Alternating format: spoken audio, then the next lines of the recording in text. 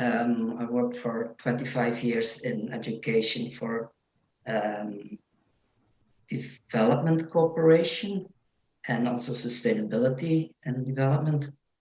And at the moment, I'm very occupied with plastic art, so creating, but also educating, organizing things to involve people to make an exhibition together. My parents, they called me Herwig. For my work, I talked with a lot of people from they're rooted in other cultures like African, Asians, and they always ask me, "What does your name mean? Is it an omen? Is it a riddle? Is it yeah, I don't know.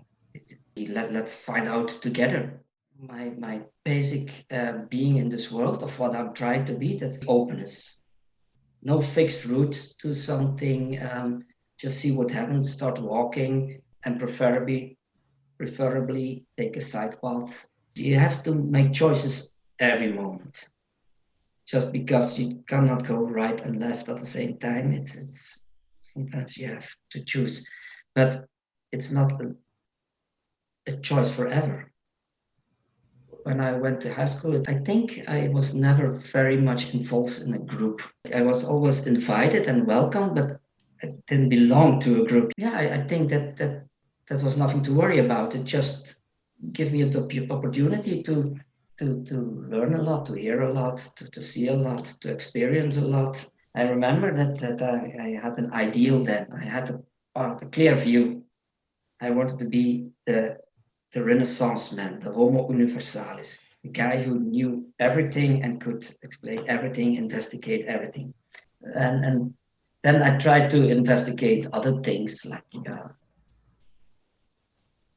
the magical world, the white magic and the black magic, and so. But this was something you couldn't talk about with the teachers because it was non-scientific mishmash. It was mostly fantasy, I think, but it came to life. And the same from the astrology and the astronomy. I never believed in spells and so, but it was just interesting to discover how people could get involved in these. So yeah, that's what I was doing then, and then okay, then it stopped, and then I went to travel around the world, and so I came up also with the Aborigines and in Australia, and these people living also in the 20th century, then it was the 20th century. That was amazing, and I tried to get into their stories, real deep into their stories, the shamans, let us say it, and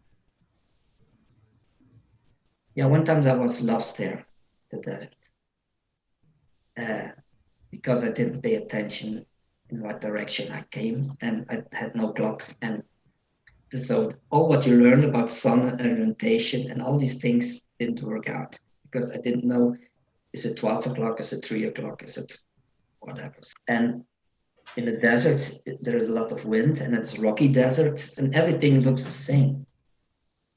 Yeah, you start to run around. Oh, is it that way? And then, no, not this way. It's that way. No. And then I said, okay, let's stop and sit and think and try to get in the stories of these Aborigines. And then you realize that you can remember the landscape on a different scale if you make a story of it. They give names to the rock. This is an ancestor because it is an important landmark. For me, it was just a rock. But not literally the story, but thinking as if you travel in a story, then the landscape shows you the way out. Yeah, you find out that there is another way than the way you know, and it's not magic, it's not witchcraft or something. It's just if you're in a wide open country, you see things. You just see things. Here you see buildings, but there you see emptiness, desert, but you see things moving by heat and their stories help you to yeah bring to another dimension. That's what I learned. Help will come to you if you need it, and then yeah, and that idea. So it's very old.